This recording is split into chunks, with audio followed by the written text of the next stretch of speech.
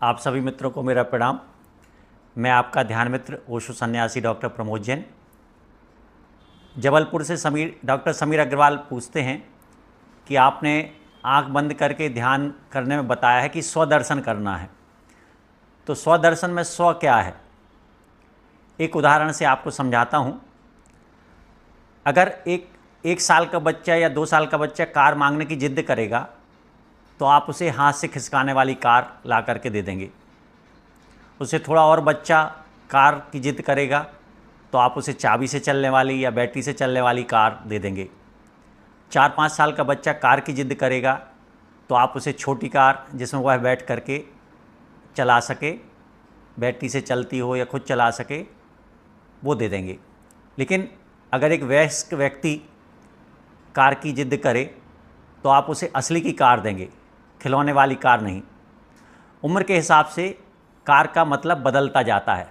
जहाँ छोटे बच्चे के लिए कार खिसकाने की कार होती है, चाबी की कार होती है या बैटरी से चलने वाली कार होती है, बड़े लोगों के लिए इंजन वाली कार होती है, पेट्रोल से चलने वाली इलेक्ट्रॉनिक कार होती है, इलेक्ट्रिक व्हीकल होते हैं या डीजल से चलने वाली होती हैं।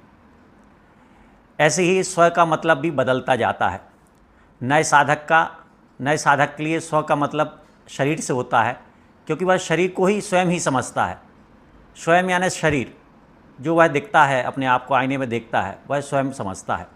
तो जब वह आंख बंद करके बैठेगा तो स्वदर्शन उसके लिए होगा कि वह शरीर को महसूस करे कि किस आसन में बैठा है, उसके हाथ पांव किस आसन में हैं, शिथिल हैं कि नहीं हैं, शरीर क्या महसूस कर रहा है, गर्मी महसूस कर रहा है कि ठंड महसूस कर रहा है, कान क्या सुन रहे हैं, इस तरह से। इससे थोड़े मध्यम साधक के लिए स्वदर्शन मतलब अपने विचारों को देखना, विचारों को देखना, कल्पनाओं को देखना, सपनों को देखना, उसके मन में क्या उथल पुथल चल रही है। और एक उच्च साधक के लिए स्व मतलब अपनी भावनाओं को देखना है कि कोई वासना उठ रही है, कि क्रोध उठ रहा है, कि प्रेम उमड़ रहा है।